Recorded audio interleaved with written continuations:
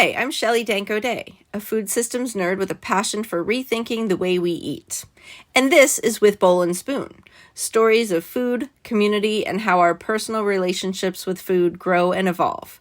Our personal food evolution. Today's episode, I'm talking with Rich Patti, chef and founder of Kali Vita Fresca, a Mediterranean-inspired meal prep company with deep roots in family tradition, culinary training, and a whole lot of love for fresh local food. Rich has cooked in big city kitchens, fed athletes at scale, and now he's building something of his own, bringing flavorful, ready-to-eat meals back to the Pittsburgh community he grew up in. We get into the art of batch cooking without losing quality, the strange magic of tomatoes, and the tiny little shifts like spending just 10% of your food budget locally that can have a big impact on your community. It's thoughtful and warm and, a little nerdy in the best food nerd kind of way. Hope you enjoy our talk.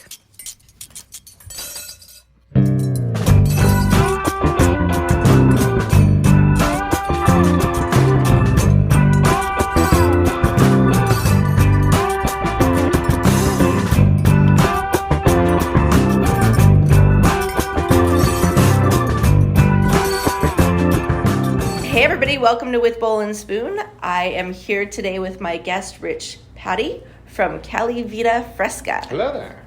Hi. Why don't you tell us a little bit about your business and how you got started? Absolutely, yeah. So, I said, my name is Rich Patti, and I am the chef owner of Kali Vita Fresca. I think probably the first thing I should mention is the name. The name Kali Vita Fresca is a mixture of three different languages found in the Mediterranean. It is Greek, Italian, and Spanish. So the first word, Kali, basically translates to either good or beautiful or, wonderful. It's kind of like a catch-all, kind word in Greek, which was taught to me by my cousin who recently married into a Greek family. Vita is actually both Italian and Spanish because it's a Romance language for life. And Fresca also is both Italian and Spanish for fresh. So the idea of the name is that Kali Vita Fresca translates to a good, fresh life, when it's all put together. Yeah, I love that. I will say it's probably pretty choppy considering they're all three different languages, but, the sentiment is essentially I wanted to kind of show a camaraderie within the Mediterranean because I think a lot of people when they hear Mediterranean food, they immediately go to Greek or they immediately go to Italian or they immediately go to French or something like that. But it's no. There's 22 different countries in the Mediterranean, including places like Egypt, Morocco, you have Lebanon, you have Italy, you have south of France, you have Spain, you have Portugal, you have all these different countries that surround the Mediterranean region, and they all impact each other so much. And it's one of the things I really wanted to showcase was the Mediterranean region, while being so vastly different in the cultures and the foods, is also incredibly similar because you have things like eggplant and chickpeas, you have things like squash, you have things like cheeses, certain cheeses you'll see feta happens to be very similar to Chihuahua cheese in Mexico because they're both basket cheeses and they're both inspired by kind of the same things, so the thing, even methods of preparing cheeses or preparing breads or preparing chickpeas and that, it's spread throughout the whole region because it's all connected by water, which is huge for trade. And it's also along the spice trail, or the Silk Road, excuse me. And, they all have very similar, spice flavors and spice interests in them. So it's the whole idea is I wanted to show a camaraderie with the business by showing three different languages put together. Now, I believe there's about 15 or 20 languages spoken because some countries speak the same language. But I was I probably would have too long of a name if I did all of them, so I'm going to do 3. Probably a good call on that one. Yeah, I think stick to 3 is probably the good way to go. Comedy comes in 3s. But so my business is a meal prep business where I wanted to focus on the cuisines of the Mediterranean. Because in my own personal life, I had a pretty gnarly doctor's visit about 2 years ago. I was 270 and my cholesterol was about 180, which was really bad because I'm 32. At the time, I was 30. And my doctor was like, you got to make some changes. Otherwise, we're going to have a different conversation in 6 months. So with that, I kind of, kicked myself in the butt And I started being more considerate about what I was eating, what I was doing. And, being that, I'm Italian by culture, I kind of gravitated towards the Mediterranean, and I've always loved Mediterranean food. I've always loved, like Middle Eastern food, like food of the Levant, North African food. I've always loved, obviously, Southern Italian food and stuff like that. So it wasn't too big of a change for me, but it really helped me to kind of like focus on looking like, all right, this is delicious food and I can make this beautifully because, I'm a trained chef. But it's like, what do I need to cut out and what can I live without? So it was just this kind of like whole thing where I had to just kind of really take a look and examine my own diet and really be like, well, what can I do that still tastes really good, but is still healthy? And in the Mediterranean culture, like so many of the food is delicious without being insane. I mean, don't get me wrong. If you go up north in Italy, you get things like risotto and you get things like, like really rich, creamy sauces, you do. But if you go like to the south of Italy, you use a lot more olive oil. You use a lot more, fresh pastas, a lot more grains. You eat a lot more fish, a lot more leaner meats like pork and goat and stuff like that. Haven't gotten to making goat yet, but I mean, sure, it'll come down the line. Why not? But like, there's all these different things that you can eat that's still fresh and beautiful, but isn't going to make you feel like, you just drank a pint of heavy cream. So like as I was doing this and as I was kind of like, making these changes, I'm like, why don't I can take this, what I'm learning, and I can make it so other people can benefit from the knowledge that I've gathered, and that's kind of where the whole thing started. I wanted to make meal preps for people that were delicious, that were, different enough, the Mediterranean being, this vast region where I can make enough of a different spread that people can still be interested and still have it be. So it's like, it's not something that people are like sweating as they read the nutrition label. It's like, is there a little sugar? Maybe a little bit, but it's not going to be insane. Are there carbs? Of course there are. Carbs are energy, but it's going to be like a half cup of rice as opposed to being an entire, 16-ounce bowl of it. So it's like, it's really started off of like, it started with my own self-care and it started with myself trying to better my own life. And through that, I was like, well, why don't I move forward with this and make it for other people too? Because it originally was going to be a truck. I was originally going to start a food truck.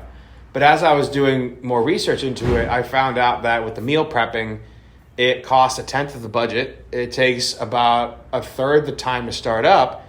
And it is much more manageable for my own personal life. So I can manage it so that way, like, I have a good work-life balance and I'm not kind of, working 24 days straight, and being like, I need to go to bed. It's like I can actually structure it in a healthy way for myself and also for my customers. So that's kind of like the long answer. But the short answer is basically like, I wanted to make good food for people that, didn't break the bank. Because that's the other thing with it. Is like my meals right now are about $15. I don't see them going up in price by much. It might in the future if, costs go up. But like, it's like $15 a piece compared to like when I used to order DoorDash. I haven't ordered DoorDash in a long time unless I'm sick.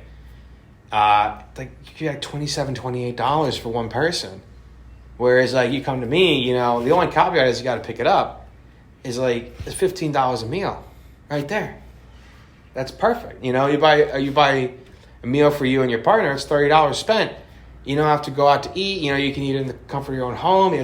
All my meals have been tested to be reheatable, either in the microwave or in the oven, which I will say right now is the preferred method. But each one does come with its own heating instructions. So it's just like... the preferred method is in the oven? I prefer to do it in the oven, yes. Because with me, it's like, I feel you get a better reheat on it. It's like, for instance, like with the sumac chicken, the chicken has the skin on it. So if you heat it in the oven, that skin will get crispy again. Whereas you can heat it in the microwave and it'll taste just fine. It's just, it won't be as crispy. Yeah. Because the whole idea is also like, I understand that not everybody's going to have an oven, at every waking moment. Sometimes they'll take my meals to work, we'll take it to school, it's all they have is a microwave. The microwave's fine. Yeah. The microwave will get you where you're going. But it's like, I wanted to make sure like, it could be done in the microwave, but also done in the oven, which is what I prefer to do when I have the time. And you talk about the chicken skin. Like, that is part of the meal. Mm-hmm. Right, because there is obviously, chicken skin is definitely the least healthy part of the chicken, but it's also like if you control your portion, and you have like what I do is 6 ounces of chicken thighs, it's not that bad for you. It's okay, But if you have like 3, 4, 5 chicken thighs with the skin on, that's when it's kind of like, okay, now we're getting into the realm of being unhealthy. Or maybe like the chicken wings, because you get the ratio of skin to meat is a little off there. It's a lot higher when it comes to chicken wings. You're absolutely right, because like that's when chicken skin becomes a problem. But like with the thighs, there's a lot of meat there, and when you can, as long as you control your portions, because that was the big thing I had to learn in my own personal journey. It was like, as long as you control your portions, you can eat almost anything. Yeah. Asterisk. But well, I love it because when I think of Mediterranean and I think of the foods of the Mediterranean diet, and I know like quote Mediterranean diet is a big trendy thing, or it has been for years, and that's been something. But I think the main point of that way of eating is the freshness. It's just so fresh. Yeah. Because that's how people in the Mediterranean eat. And if you go to the Mediterranean, that's, it's, oh my gosh, things are so fresh. Yeah. So I think that's really a big part of the point. Oh, yeah. This is eating fresh and whole foods, minimally processed. That's exactly right. Because that's what I always try. If I have something on the menu, I always try and make it myself.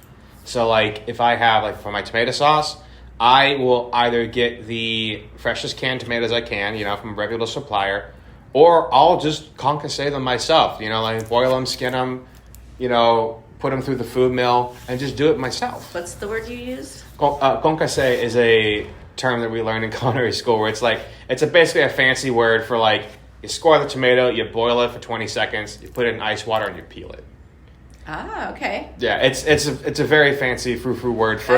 I've been doing that since I was a kid with my grandma, when we canned tomatoes. Exactly, yeah, it's exactly what it is. You literally just like... I'm going to have to remember that word. Concasse, yeah. It's a term we learned in culinary school that I very rarely use. But it's like... It's a terrible thing to have to do in, August when it's 90 degrees and 100% humidity and no air conditioning. That's tough to do that, but yeah. Exactly. But like we were talking about before, though, sometimes, though, the tomatoes aren't their best. Sometimes they're their best in the summer. That's when you get those nice ripe ones and a little bit soft. They have that little bit of sweetness and almost like a little bit of bitterness to them, which is like delicious. But sometimes, if it's like, March or April when it's still kind of cold and they're hard as a rock, then it's like, well, maybe the canned stuff isn't that bad. So it's kind of having the idea of like, knowing when you can use the freshest ingredients you possibly can, and knowing when to find something that is the best alternative. Because in doing research, I found like a pretty reliable brand for whole tomatoes that is not highly processed. It's very low in sodium, and it's probably the closest thing I can get to actually doing the tomatoes myself. Added sodium, to be clear. Like yes. Tomatoes do have natural occurring sodium. Yes, they do. Yes. They also have natural occurring flavor, so MSG. Interesting. They do. They're one of the items that have naturally occurring monosodium glutamate, which is just that it's just essentially that richness you get when eating like steak and stuff, which people shouldn't be afraid of. But yeah. So like the idea, like it's definitely a focus on freshness. I want to make sure that I'm using the freshest ingredients I possibly can, and my eventual goal is to work with local farmers and get from them as opposed to having to go to Restaurant Depot or go to Giant Eagle or something like that. Because it's like I want to support the big part of it is also like I want to support my customers, but I also want to support my community. If I have to pay a little extra to make sure that I'm getting a zucchini that's grown within like 100 miles of here or 50 miles of here or wherever it is, that's great. Now it's not shipped on a truck, from who knows where, and I know the person. I'm shaking the hand of the guy who grew it. Like that's something I really, really want to do because again, it harks back to that Mediterranean tradition of like either the guy who's growing it or you grew it yourself. So it's that whole idea of freshness. Well, and like we were talking about earlier, when you're trying to support the local food economy, the local farmers and stuff, even if you just shift 10% of your, say, annual budget, because you can't buy from local all year long. There's a definitely seasonal effect here in Pittsburgh. But if you could take 10% of your buying power and put that towards local options, then you're, helping out these small businesses that are so appreciative of your business. So appreciative. Like it means that, like you were saying earlier, it means the world to them. That 10% might not mean much to you as the consumer, but to them as the business, it means everything. Yeah. Yeah, I mean, that's like if someone has $300 a week food budget and they buy 2 meals from you, it's $30. That's 10%, right? Yeah. Did I just do math in my head? You did that math very quickly, and I am super impressed by that. So that is, that would be huge for you, and for them, it's just a tiny little pivot. So yeah, it's like just a tiny little thing. Is maybe we don't go out to the restaurant this week, and we buy from Kali Vita and see where that goes, and then it saves you a little extra money. You get a fresh meal, and I get $30. It's great. And then Kali Vita supports the local farmers that probably some of these people are supporting as well. So exactly, yeah, it's a whole thing. It's the food cycle, the food system cycle. Exactly, it's the food cycle. And I love seeing it in action. So where did you grow up? I grew up right here in Pittsburgh. I grew up in Oakmont, which is about stone's throw away from where we're sitting right now. I was there. There's a river involved, though. There is a river involved. You have to go over the river. From where we are now. Yeah, right now is the U.S. Open, so it's definitely clogged right now. I wouldn't go over there now. But yeah, I grew up there. Yeah. I went to college in Erie. I went to Mercyhurst University to get my hospitality management degree. I love Mercyhurst, yeah. I love it. I loved it up there. I love the school. Erie, that's not bad, but I love the school. I knew so many nice people. I got so many great connections. And it was a wonderful place to be. After that, I almost immediately went to the Culinary Institute of America in Hyde Park, and I got my associate's degree in culinary arts. That was an experience. It was definitely nose to the grindstone, like no joke, like we got to get this done kind of deal. It was the hardest I'd worked in school, because the difference between that and Mercyhurst was like I excelled at the book learning. I was fine with that. But once you got into the physical applications of things, you got into I was doing, they were judging my cooking, like the stuff that I'd made with my own hands. That's when I was like, all right, now we're getting busy. Now we're getting somewhere. That is really interesting because I am more of the kinetic learner. Like I learn by doing. Mm-hmm. And you were more of a book guy, but your career that you've chosen, at least at this, up to this point, has been hands-on a physical job. Well, to tell you the truth, it's actually a combination of the two. Okay. Because for me, it's like if I read it and then I do it, it's that double sensory input of all right, I read about it and now I can execute. I'm like, okay, I'm executing what I read. So it's definitely like I do learn a lot by actually doing things, and sometimes it's better for me to just do them. But if I have a source to read it from and then have that applied to the physical world, it does kind of reinforce it. But one of the things, bringing up the idea of multisensory input is I do have ADHD, and it has been a struggle with learning, and I've had to learn tips and tricks. And the big thing for me is just however many ways I can get it into my brain, let's do it. So like kinetic, working it, read it, write it, say it, whatever I can do, and that just nails it in. And that was something that I learned, at culinary school and after, because after I went to Hyde Park, I went down to Manhattan and I cooked in Manhattan for about 5 years. So I was down there. I worked for Daniel Boulud for a short period of time. I worked at a place called Tribeca Rooftop, which is this really high-end caterer. They do wonderful events. I did events for CBS. We did their Christmas party one year for 800 people. I think Coach, the purse company, they had an event there one time. Worked I remember one wedding was 500 people, and it had to easily be $1 million, $1.5 million, event. And then there was one wedding that was very interesting. It was only 150 people, but it was a $500,000 affair, and it was oh, these people are pulling out all the stops. So was that just for the food? No, it was the entire wedding. Okay. It was the entire wedding. But I will say there was a caviar budget, and the caviar budget was about $4,000 because there was a 100-gram tin of caviar on each table, and the only difference was the the parents of the bride and groom, and then the bride and groom's table itself, they had a 300-gram tin of beluga caviar. Yeah, I don't understand caviar. I've tried it a couple of times, and it's just like little bursts of fish juice. I don't get it. Yeah, it's this really salty, fishy juice, and I'm like, I don't particularly like it. I really don't. I'm so glad to hear that. For me, it's like caviar and foie gras. Foie gras is like fine, but I don't understand the obsession, and I would absolutely not pay the price for it because, like, for me, it's not my thing. It's duck butter. That's what it is to me. It's like it's duck butter. That's fine if that's what you like. I had a chef at CIA. He was very French to the point where like he would get a roll, he'd rip it in half, he'd slap on some butter, he'd slap on some foie gras, make a sandwich, and just eat that. And I'm like, that's a lot. That's a lot. But I mean, listen, I'm not going to tell Chef X what to do. So, because I mean, that's how you get a pan across the room. But I mean, sometimes just like the simplest things are the most appealing, and maybe that for him was just like a totally grounding sort of deliciousness. I'm sure that back in France where he grew up, like it was probably something that his mother would make for him, or it was like a childhood snack for him. Because because I imagine like things like foie gras, it's like lobster. Lobster used to be peasants' food. I'm sure back in France, like it was a very different thing because everybody had ducks there. Everybody had their own animals. So like they ate everything. So I'm sure it was just something like, they didn't even think about. But now, the world being the world, lobster costs, $8 a pound and foie gras costs something the same. But yeah.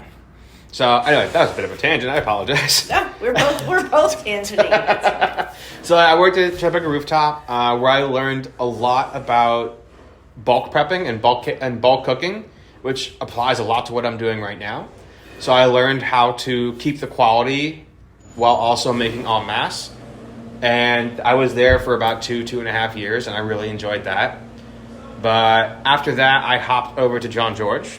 I worked at ABC Kitchen for about 1.5 years. And that was a wonderful experience because that was a high... It was like upscale casual dining, so it was a very nice level of food. It really was.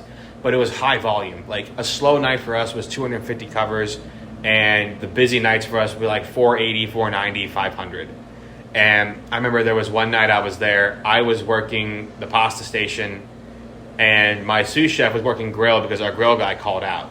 So it was her, me, it was sauté and hot apps with garmage outside. And I remember like it had to have been 70% of the orders were pasta and grill. So, like, my sous chef and I were, like, sweating bullets, like, getting this stuff done, and it was just, like, end of the night, we were just, like, haggard and just exhausted, but we looked at each other, we're like, we got through it. Oh, my God, those were some nights. Like, it was hard, but it was rewarding, because, like, that ABC Kitchen is, like, if anybody ever is thinking about cooking in New York City, I highly recommend going to one of his kitchens. I think he has about, like, 15 or so in the city. And his ethos kind of comes from the top, which is where most come from. They all come from the big dog at top. And, he is, on record as being a very chill, very calm personality to the point where, like, I had a chef that worked with him for 15 years. He actually worked with me at Tribeca Rooftop at the time. And he told me he'd worked with John George, and he's like, I heard him scream, like, go full-on raging 5 times in 15 years. Like, literally 5 times. And that's not a lot for listeners who are curious about chefs. No, it's not. Sometimes it's 5 times an hour. If you've ever watched a cooking show, I guess that's obvious. But yeah. Yeah, it's one of those things where it's like, oh, the chef gonna pop his top. But with John George, he always seemed to have a cool head. He always seemed to collect himself. And of those 5 times, I think at least 4 of them were in defense of his staff, which I'm like, that is important. Ooh, that's interesting. Yeah. And that trickled down because the chef that I had at the time, Chef Kristen, she was wonderful. And she rarely ever yelled. She rarely ever screamed, if she did at all. And her mindset was always, teaching you to be better, but not coddling you. So it was like, she had that kind of kind mentality, but it's also like, all right, now you got to do it, and like actually helped you to grow. And she did a lot for my growth as a chef. Unfortunately, during my time there, it was when COVID first hit. I actually got the OG strain of COVID the day before the country shut down. So what happened was like I was feeling real sick, and I texted my sous chef 1 in the morning. I'm like, hey Lex, I'm really sorry. I can't come in tomorrow. I'm sweating bullets. I don't know what's going on. This is bad. I don't know what it is. This is like March 12th, 2020. Mm-hmm. Yeah, literally like March 12th, 2020. And she texted me back just 3 words. I'll never forget. It was check your email. And the email was from John George Corporate. It was from Lucy Restaurant Co. And it said, effective immediately, we will be shutting down all of our restaurants until further notice. Which was a big deal because John George never shut down his restaurants ever. Like ever, ever, ever. It was not a thing that happened. So for this to happen was like everyone in the company was like, this is bad. So yeah, we were shut down, I want to say at least 6 months in New York City. And yeah, it was rough. It was tough. You stayed in New York for that time? I was there, yeah. I was there for that time because I was with my cousin who was going to podiatry school in East Harlem. We lived in West Harlem, and I was like, well, I'll stick around with Joe because, the stimulus checks came in, and I had enough in my savings where I was like, all right, I can live off this, I can survive off this, and hopefully, because I also didn't know it was going to be that long. I was like, okay, the restaurant's going to open up sooner rather than later. I think at first they told us, it was going to be 2 weeks, then at 2 weeks turned into a month turned to 2, and then 6 months later. Indefinite, yeah. Yeah, it was just like, until we tell you, that's when it's going to happen. And then it opened again, and then it shut down again. And once it shut down again, I'm like, okay, I can't stay in New York, being on this salary. I can't do it. So after it shut down again, I came back here, and I was the athletic chef at Pitt. Official title was a sous chef, but I was the athletic chef at the Pete, where I cooked for the men and women's basketball team. I cooked for, I think we did cross country, we did the soccer team, and a smattering of other athletic organizations there. Didn't do much of football because I believe football was mainly over at where I think they practiced at Heinz, and they had their own catering company. They did their own thing. So they had somebody supply their own food. But at the Pete, at Pitt, it was me and my friend Lyle, and then whoever else was in the kitchen at the time. So that is a really interesting job. So was that like they had their own cafeteria, or did you make food for them on the go? Did you make snacks for them on the road? What did that look like? Yes. Did you travel with them and then cook at the kitchen where they were traveling to? We didn't travel with them, but we would send them with stuff. So the basic day-to-day is, we would give them, I forget what we called them. It was like training meals, something like that. I think it was training meals. And then we'd set up a little buffet for them, usually upstairs in the Pete. And they would come out, they would get their meals, and they'd go back to whatever it is they were doing. Sometimes they would have us make to-go meals for them. Sometimes they'd be very specific, especially I remember, I believe the soccer coach at the time, was very specific in, how she wanted the meals prepared. And we're obviously going to do that. Absolutely. And, then they'd also ask if we could make them snacks or something for the roads, and make things, for when they're traveling, which we're absolutely going to do. And it was a lot of fun because they pretty much, a lot of the time, they kind of let me go ham. And they were like, whatever you want to do, as long as it doesn't break our budget, we'll do it. So I could have fun with it. I could season food the way I wanted to season it, and have a lot of fun with it. And the kids loved it, so it was a lot of fun. COVID was tough though, because we were also doing things like COVID meals, and we took over the catering department as well, because with COVID it was kind of tough, staffing wise. So we all kind of got shrunk into the Pete, and it was just kind of it was a decent challenge, and I learned a lot. I learned a lot about organization. I learned a lot about, again, prepping en masse and making sure that the quality of the food didn't suffer. And it was a really enlightening experience. And after doing that for almost a year, I got in contact with a family friend who was opening up a cafe in Shadyside. He asked for, some help because he was not familiar with the hospitality industry. I am. Been in it for almost 15 years now. And so I helped him open that up. I was his manager for a bit, then I was a shift lead for a bit.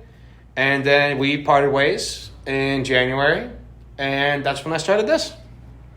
So, yeah, been doing this pretty much full time since January. You know, I've been just chugging along, trying to get all my recipes written, you know, getting them all recipe tested, you know, getting a bunch of people to try them, you know, gave away a lot of stuff, you know, people to try. Here, try this, try that, try this.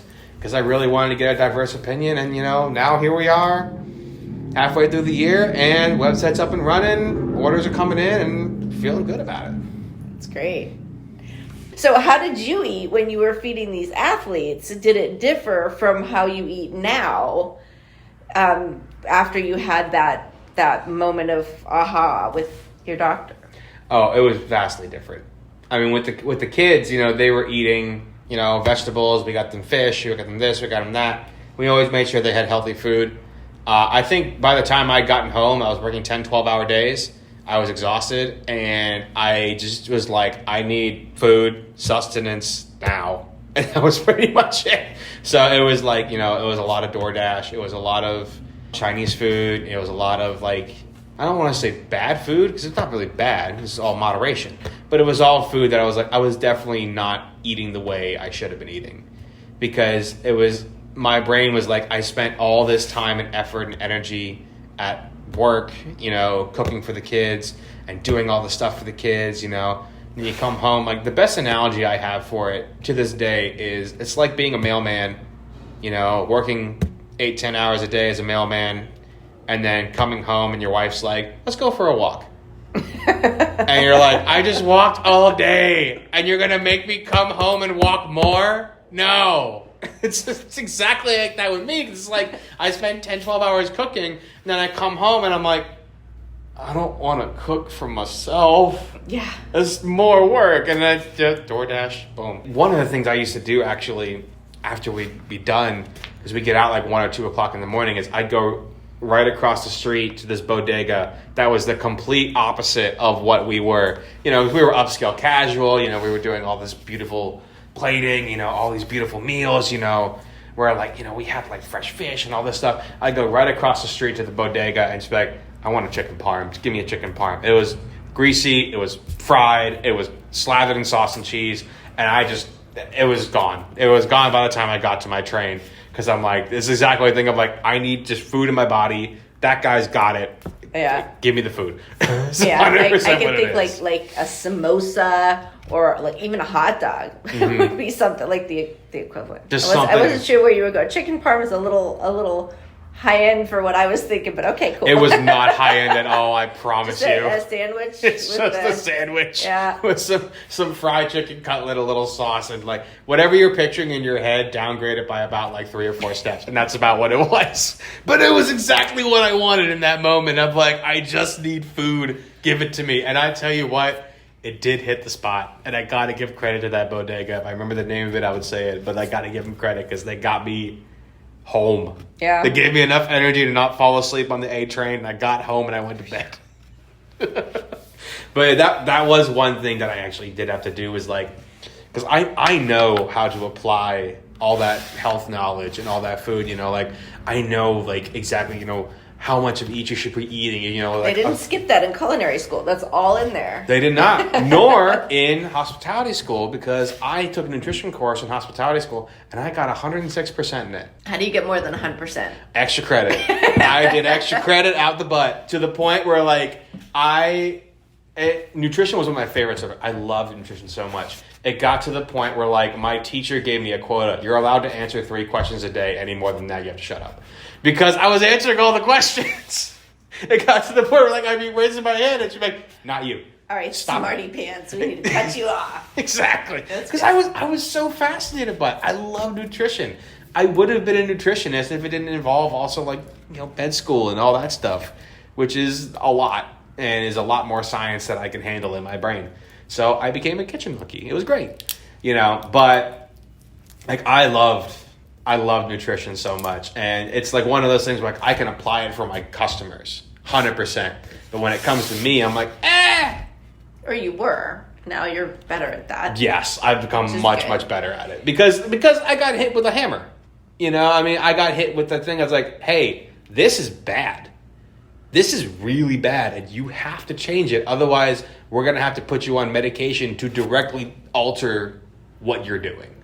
And I was like, oh, that's bad. And that was like one of those things that like, it was that.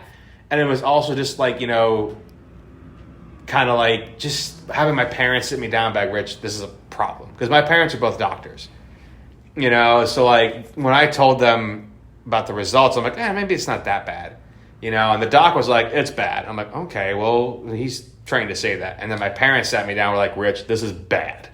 It is bad. And I was like, okay, no, now we got to change. So now I find over the last 2 years, I've really kind of taken the knowledge that I have and I've applied it to my own life. And I have dropped almost 50 pounds and I have dropped 50 points in my cholesterol. So I'm now at 132, which is fantastic, you know. And right now, you know, last I weighed myself, I was 225 compared to 270, you know. So it's like, it took me 2 years to do it, but I tell you what, I'd rather do it slow and steady than, you know, just because that was the other thing was like I didn't want to sacrifice my mental health either. Because I tried it in the past, you know, and it's like, and I developed those bad relationships with food where it's like, that's bad food, don't eat it, and then you feel guilty, and it's like I hate when people vilify food. Exactly. It's just so not cool. It's not. It's because that's the big thing is also like, you can have pizza, that's fine. Just have 2 slices. That's all you need. You don't need to crush an entire pizza by yourself, which I'm very capable of doing.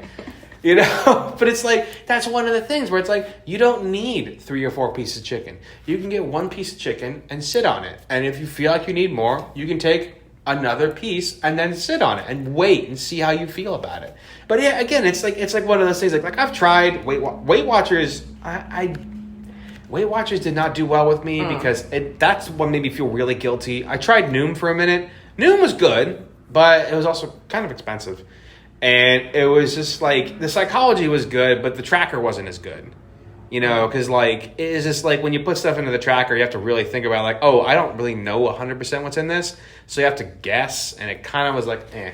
So like, I ended up basically just using MyFitnessPal, which is like one of the best trackers, you know, because you can get as detailed as you want into it, including you can actually put in the macros yourself, which, you know, I have for all my recipes. And I could do it, put it into the MyFitnessPal. Wow. Customer service voice came out there. So you have all of that information for your customers on all of your recipes. That's fantastic. I actually have them all on the website. Minus one because I'm still recipe testing the frittata. Because I do a rotating frittata. Because frittata is one of those things that's like, you know, what do I have in the fridge? Let's make one. Yeah. You know, and it's super easy to do. Right now it's zucchini and feta. And I'm still working through the official recipe for it, you know, but right now it's pretty solid. But everything else, you know, all the nutritional information is on the website and it's also on the product itself because I want to make sure that people fully understand, like full transparency, this is what you got going on here. The chicken sumac is 440 calories for a meal. The pork bake, 620 calories per meal. I think it's roughly about that. You know, but it's like, I don't want to hide anything. You know, it's like, this is what you're getting. These are all the macros, 100% right there. You know, and I've tailor-made these meals to try and be as healthful as possible. By macros, you mean macronutrients? Yes, I should be. So by macro, I do mean macronutrients. So like, you know, protein, carbohydrates, sugar. Those are the big ones. Those are the big, yeah, exactly. They're all listed out there with the ingredient list as well, as per the government guidelines. You know, because I have to be. This is what they require is the macronutrients. Exactly. Yeah. I gotta follow the law, but it's also good because it's like I want to show people like what they're eating. You know, because that was a big thing for me that I had to learn as well. Was like I sometimes disassociated from what I was eating. It was like I'd get a meal and I'd be like, oh, that's probably fine, and then I put it in the tracker and it turned out that the meal that I thought was just fine was 1,400 calories. And I was like, how did that happen? And it's like, well. What does a cup of rice look like? What does a half cup of rice look like? What does 4 ounces of chicken look like if it's cut up? You know, like what does a half cup of macaroni salad actually look like? And like that's the other thing is like you have to. One of the other things that's so helpful is one weighing things. Weighing my food has really helped me to figure out what I'm eating. All the examples you just gave were by volume, though. They were. So that's the thing. Weighing it is different, yeah. That's the thing. Is like I will actually weigh a cup of something to figure out what a cup of something weighs. Because more often than not in America, they'll be like, oh yeah, it's a cup of this, a half cup of that. So like I'll actually weigh, like if I have a thing of dry pasta, I'll actually take a cup measure and I'll weigh the cup measure to see what it averages out to be. So that way if I'm out in the wild and I ever eat it, and I'm like, all right, it's about a cup. I know how much that weighs. I can put it in the tracker and be much more accurate with it. And the tracker only accepts weight? Oh, no, it does everything. Oh, okay. I'm just a psychopath, and I put everything in grams because I missed that part. No, it's just like you'll see like all of my recipes are in grams, if not ounces and stuff like that. Because like as a chef, grams is more accurate. Because like what if someone's cup is a little domed, or what if someone's cup is a little under? What if someone didn't pack down the sugar when they did a cup? Gram ain't gonna lie. 50 grams of sugar is 50 grams of sugar, whether you pack it in or you don't.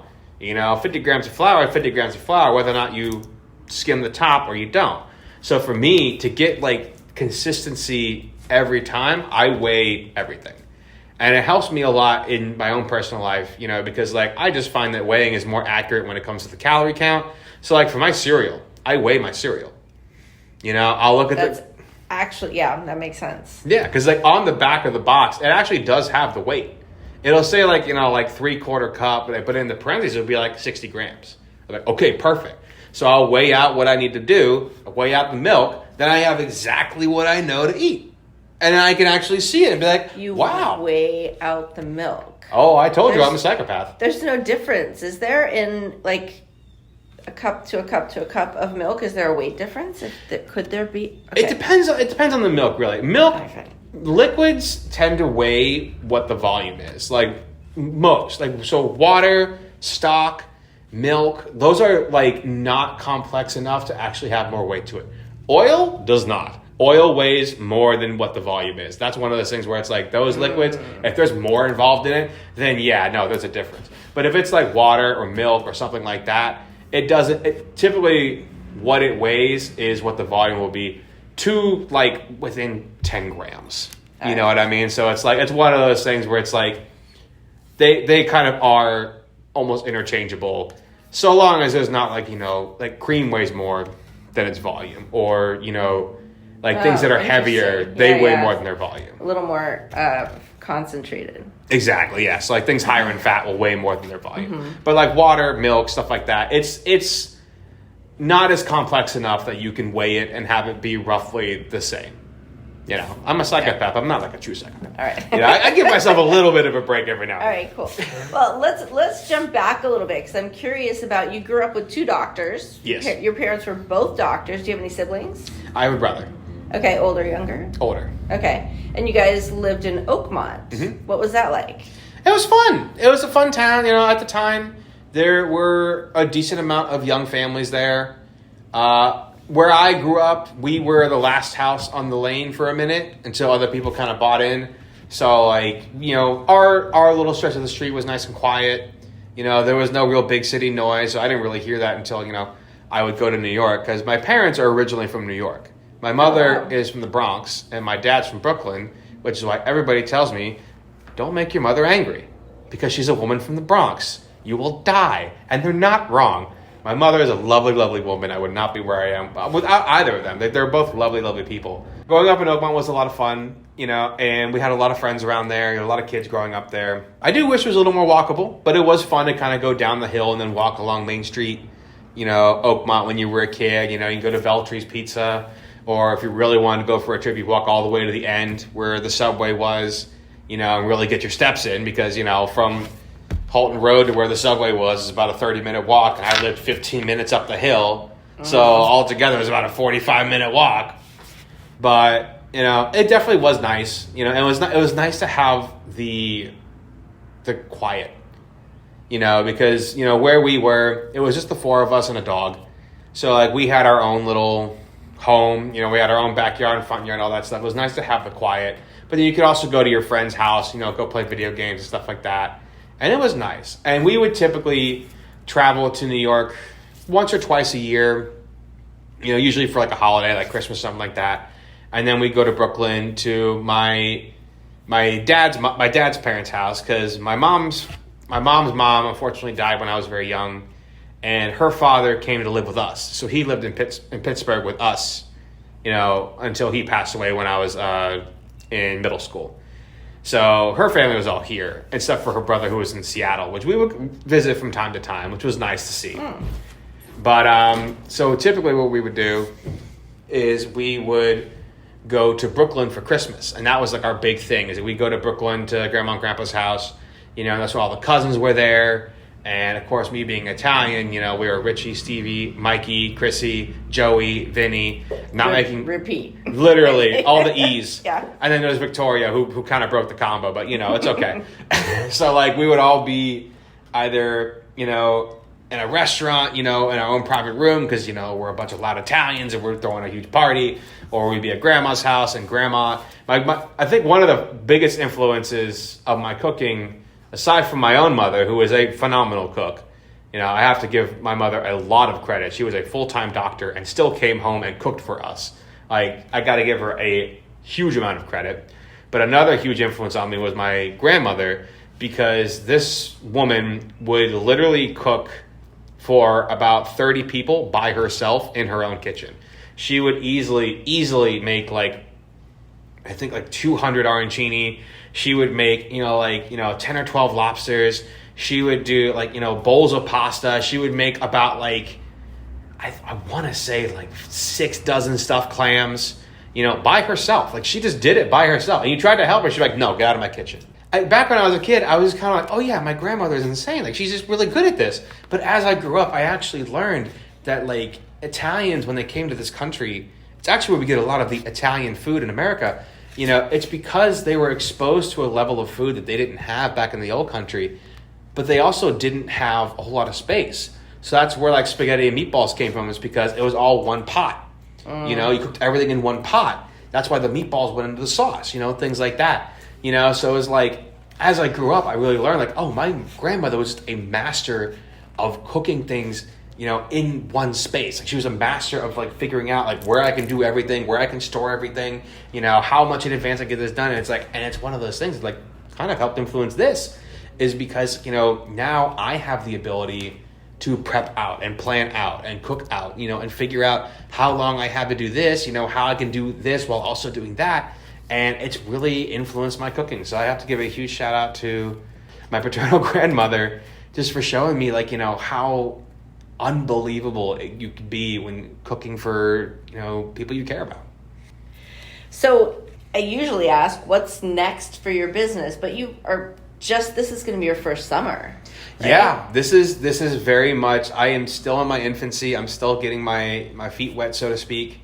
But yeah, I think honestly, in the short term right now, my goal is to really expand my outreach. I just had a bunch of photos done by my friend Sarah. She does a wonderful job, Sarah Lynn Photography.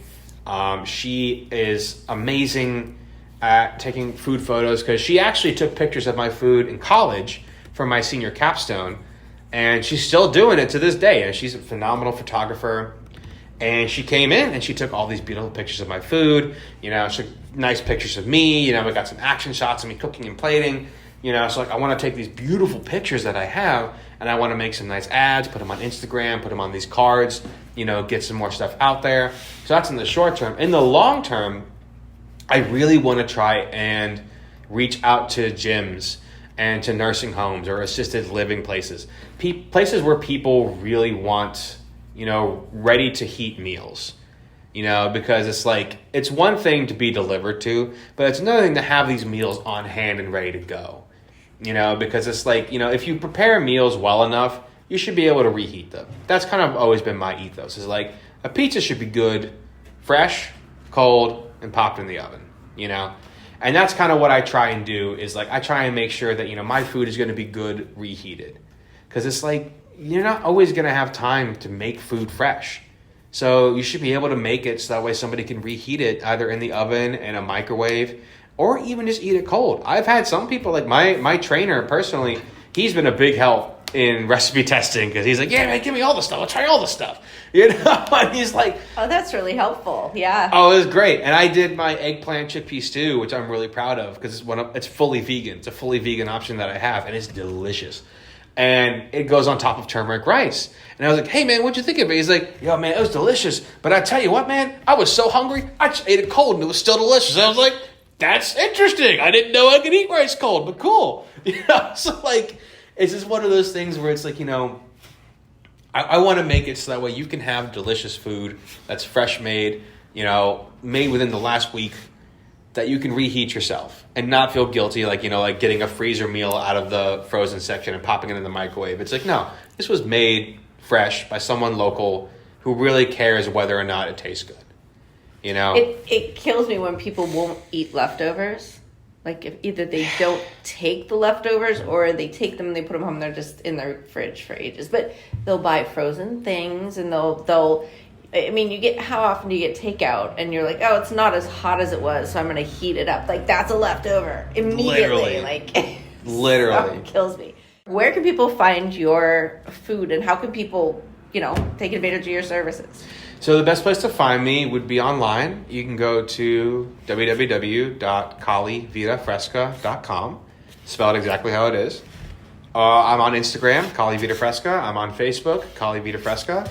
And I'm much better at posting stories because I love posting stories about like fun stuff I'm doing at the time, or like I'm making polpettes, I'll take a picture of it and stuff like that.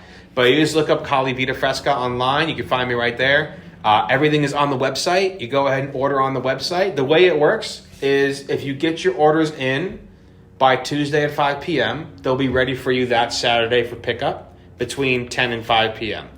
I'm going to try and make it so that way there's a way where you can pick a time slot.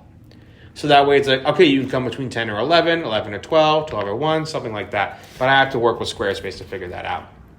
But any orders that come after Tuesday will essentially be put into next week's time slot, and they'll be made for you for the following Saturday. So if you're a little late on the order, no worries. It's just going to come to you a week later, something like that. But I should also mention, I forgot, I also make protein bars. Oh, okay. Tell me about your protein bars. Yeah. Just a quick little side note. I do make my own protein bars because I got tired of the ones in the store either being way too high in calorie or tasting like cardboard. So I am a huge follower of Alton Brown. He's one of the first people that taught me how to cook. My mother and I used to watch him all the time when I was a kid. And he has a recipe for protein bars that was really, really cool. And it's soy-based. It has like oat bran, wheat germ. It had fruit in it and stuff like that. And it was really good. But I was eating it and I was like, I could probably improve upon this. And 6 or 7 iterations later, I have made a pumpkin spice protein bar. I have made a gingerbread protein bar. I have made a chocolate peanut butter banana protein bar. And I should say the ones I have right now available for order online is the chocolate peanut butter protein bar. I have the honey spice protein bar. And I have the fig and honey protein bar. The fig and honey is kind of like, the way I describe it is like, it's like a fig dude with cream cheese icing. Because it's got figs within it. It's got figs on top. And then it has an icing made out of something called labna, which is pressed yogurt. And I was really happy that I was able to do that. It's delicious. That's like a fruit bar. I have my honey spice, which is like, it's got like cinnamon clove, ginger, and a little bit of chocolate with some dried cherries on top. And then chocolate peanut butter protein is pretty much exactly how it sounds. And it is delicious. So, all available to order online. And they're like one serving bars and you sell them individually, or? Yes, so okay. They're individually wrapped. Again, nutrition label on the back, label on the front. And I typically have them in the freezer because the one thing about these bars is they freeze very, very well. And by having them, by giving it to people frozen, it gives people a little that extra day to enjoy them because they'll typically last about 5 days in the fridge before they start to lose in quality. If you don't think you're going to eat them after 5 days, pop them in the freezer. They will literally last. I've had these protein bars last for me like 4 to 5 months in my home freezer. And all you got to do is pull them out, put them in the fridge, let them thaw overnight, and they're perfect. Or eat them frozen. They might be good. You could try eating them frozen. I am not here to yuck anybody here. You do whatever you love. I will not tell you any different. All right, cool. Well, is there anything else that you want to share? I think one thing I'd love to share is my own personal ethos on food, where it's like food should be enjoyed, not suffered. So it's like, don't be too hard on yourself. Don't be too hard on yourself. If you want to have a treat, you can have a treat. All you have to do is just hold yourself accountable. Like if you have this treat, okay, maybe don't have the other one later. That's fine. You don't need to beat yourself up. You don't need to get down on yourself. I was that for a long time, and I had a really bad relationship with food where like I would want something so bad, fight it for a long time, and then I'd get it and I'd feel horrible. It's like, don't do that. It's okay. You can have that treat. You can enjoy the food, and it's all right. And you also have to know, like, there are delicious tasting foods with vibrant flavors, beautiful spices that are good for you. And you don't necessarily have to avoid fresh, delicious tasting food. And the other thing I'd say is that one of the biggest uniters in this world, that's like, because the world's kind of crazy right now, the world's getting out of hand. One of the biggest things is like, food unites us.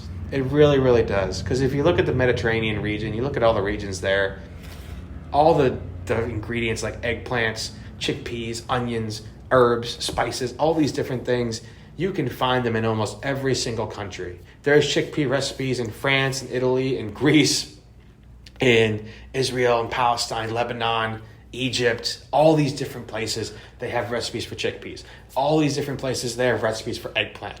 All these different places, they have recipes for, all these huge staple foods.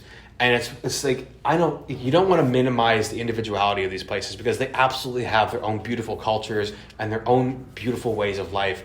But the important thing to remember is, like, we're all united through food, because it's like, you have a chickpea thing, I got a chickpea thing. Mm-hmm. You got an eggplant thing, I got an eggplant thing. It's like, and it's one of those things that we can remember. It's like, we can unite each other through food. Yeah. We really, really can. It's one of the most beautiful things about it. So it's like, just remember that it's all love. It's all love, and it's all based on food. So it's like, you can use food to unite each other. Yeah. So. It just breaks my heart to know that there are people without food right now. It's awful. It is. It's awful. And it's like, it's one of the things where it's like, I'd love to give everybody a chance to get the freshest food they can get. Yeah. Because it's just like, in the modern age. It's a basic human right: air, water, food. When you're, looking at survival, it makes the top 3. It does. It does. It really does. Hope is another thing that makes it in the top list of things you need to have if you're ever like stranded or you're fighting for survival. I heard that hope is the thing, and it's a lot easier to be hopeful when your belly is full. Absolutely. Excellent. Okay, so your website, I think we covered everything. I think we did, yeah. All right, well, Rich Patti, thank you so much for being on with Bowl and Spoon. Thank you so much for having me. It was a lot of fun. I had a lot of fun, dishing all my stuff with you, and I'm really excited. This is a lot of fun.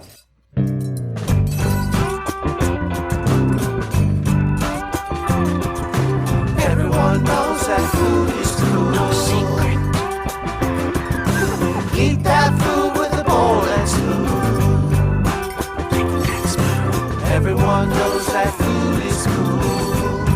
No secret. Eat that food with a bowl and spoon. Like that spoon. Bowl. With Bowl and Spoon is written, produced and hosted by Shelley Danko Day. Original theme song was written and performed by Paul LeBreeze and friends. You can listen to With Bowl and Spoon wherever you get your podcasts. Don't forget to subscribe, like, review and share. Follow us and send us questions or messages on Facebook and Instagram at With Bowl and Spoon. Thanks for listening.